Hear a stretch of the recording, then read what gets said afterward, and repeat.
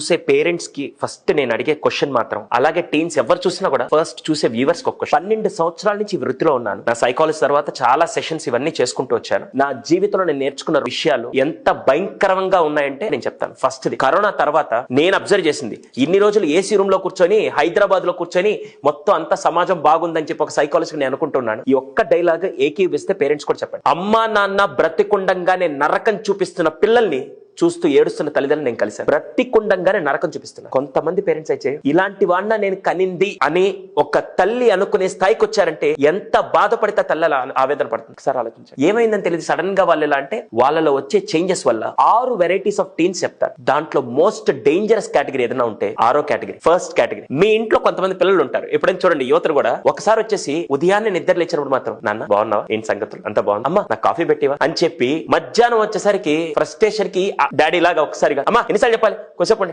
So వీడిని ఏమంటారంటే ఒక ఊసర వీళ్ళలాగా. అది నెగిటివ్ పాజిటివ్ అని చెప్పను, వాడి మూడికి తగ్గట్టుగా ఎప్పుడు ఒక దాని మీద మాత్రం ఉండడు. రెండోది దీనికి క్వైట్ ఆపోజిట్. ఎలా తెలుసా, దున్నపోతు మీద వాన కురిసినట్టు ఏమైనా చెప్పు ఓకే చేస్తాను, ఇప్పుడు చేయాలా రేపు చేస్తాను. వీళ్ళు అస్సలు చలించరు, ఏమి చేయరు. బద్దకస్తానికి బ్రాండ్ అంబాసిడర్ లాంటి ఎఫర్ట్స్ ఉండవు వీళ్ళు. థర్డ్ కేటగిరీ ఫైర్ క్రాకర్స్ అంటాం. జుమ్మనే కడతాడు. ఎలా తెలుసా, ఏదన్నా చిన్న విషయం ట్రిగ్గర్ అయితే కోపానికి బ్రాండ్ అంబాసిడర్ లా తయారవుతాడు. ఎలిగిస్తే వాడు ఇంకా బాంబులాగా ఎలా బ్లాస్ట్ అవుతాడో, వీడికి కూడా చిన్న ట్రిగ్గర్ దొరికింది, వాడి రియాక్షన్స్ తట్టుకోలేదు. ఫోర్త్ వీళ్ళని ఆర్టిస్ట్ అంటాం మేము. ఎలా అంటే నటించడంలో ఆస్కర్ ఫస్ట్ వీళ్ళకి వేరే వాళ్ళకి ఇవ్వాలి అలా అనిపిస్తుంది చెప్పాలంటే. ఫిఫ్త్ అసలు వీళ్ళు ఎలా ఉంటారంటే వీళ్ళని రిస్క్ టేకర్స్ అంటారు. రాత్రికి రాత్రి రెవల్యూషన్ తీసుకురావాలని చెప్పి షార్ట్ టర్మ్ లో ఒక విజన్ ని డిఫరెంట్ చూస్తారు.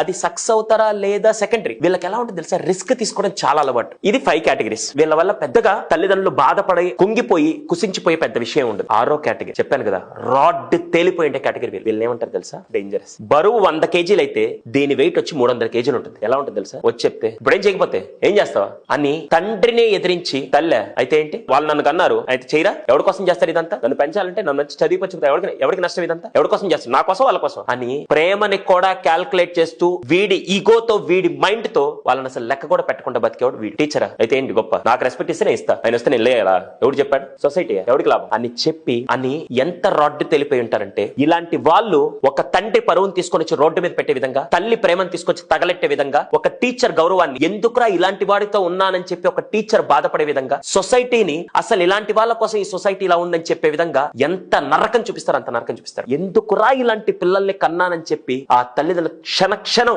బతికున్న తల్లిదండ్రులకు తల కొరివి పెట్టే పిల్లలు ఎవరన్నట్టు వీళ్ళే.